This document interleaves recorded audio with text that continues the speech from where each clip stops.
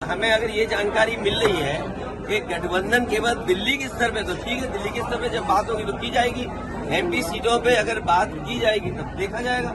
अगर मुझे ये पता होता कि प्रदेश स्तर पे कोई गठबंधन नहीं है, वो नहीं है, हमने स्वीकार कर लिया, इसीलिए हमने अपने पार्टी के टिकट घोषित कर दिए। इसमें क्या गलत किया है? इसलिए मैं कह रहा हूँ कि आप लोग भी ऐसे छोटे नेता जो कांग्रेस के हैं, और मैं कांग्रेस पार्टी के बड़े नेताओं से यही अपील करूंगा, निवेदन करूंगा कि अपने छोटे नेताओं से इस तरह के स्टेटमेंट मत दिलवाइए। कांग्रेस या कोई दल क्या कह रहा है, इंडिया गठबंधन, हम ही कंफ्यूज हो गए होंगे। इसका मतलब अगर हम उन मीटिंगों में बैठे हैं तो हम ही कंफ्यूज रहे होंगे।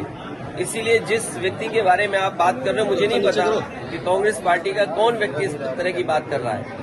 हमें तो ये लगा कि जब मध्य प्रदेश के मुख्यमंत्री जो रहे, पूर्व में कई बार मुख्यमंत्री रहे, वो रहे, उन्होंने मीटिंग बुलाई और पूछा समाजवादी पार्टी से, हमने अपनी पूरी परफॉर्मेंस बताई, किस समय पर समाजवादी पार्टी के विधायक कहाँ जीते हैं, कभी 1 जीते, कभी 2 जीते, कभी 5 जीते, और किस जगह हम नंबर 2 पे रहे।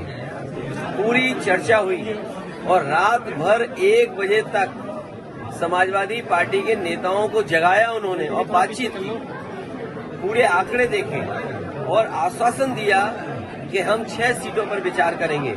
लेकिन जब रिजल्ट आया, घोषित की गई सीटें, तो समाजवादी पार्टी शून्य रही।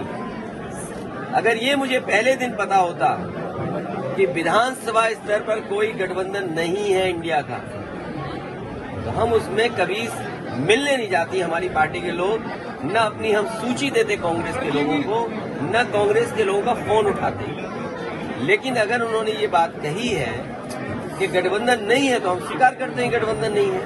और गठबंधन अगर केवल उत्तर प्रदेश में केंद्र के लिए होगा तो उस समय विचार किया जाएगा, और जैसा व्यवहार होगा समाजवादी पार्टी के साथ वैसा ही व्यवहार उनको देखने को मिलेगा यहाँ। और के पक्ष में कोई नहीं है। और प्रदेश में बड़े सवाल है धान खरीद का। अरे सीतापुर आते हैं तो सीतापुर में हमें सांड पहले दिखाई देते हैं, ये डिवाइडर पे इतना सांड दिखाई दे रहा है जिसकी आप कल्पना नहीं कर सकते। धान खरीदने खड़ा हुआ है खेतों में, धान खड़ा हुआ है खेतों में, क्या धान खरीदने का अभी तक इंतजाम किया है? क्या धान खरीदने की कोई तैयारी की है? आप बताइए, सीतापुर में अगर एक भी धान केंद्र किसानों को खरीद रहा हो धान, तो बताएं हमें आप। शाहजहांपुर जा रहे हैं, आगे राम। मैंने कल भी कहा और मैं कहता हूँ, हमें उम्मीद है कि उन्हें न्याय मिलेगा। मोहम्मद आजम के साथ न्याय मिलेगा,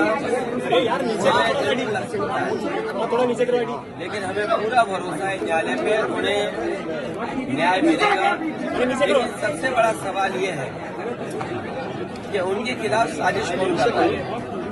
बीजेपी के सहयोगी लोग, बीजेपी के समर्थक लोग। लेकिन राजनीति में अगर इस सीमा तक लोग चले जाएंगे और इस तरीके से साजिश करके, षड्यंत्र करके, और कभी कभी सोचने पे मजबूर होना पड़ता है कि उनके साथ अन्याय इसलिए हो रहा है कि उन्होंने यूनिवर्सिटी बनाई, एक शिक्षा देने की संस्था बनाई जिससे लोगों का भविष्य बेहतर हो।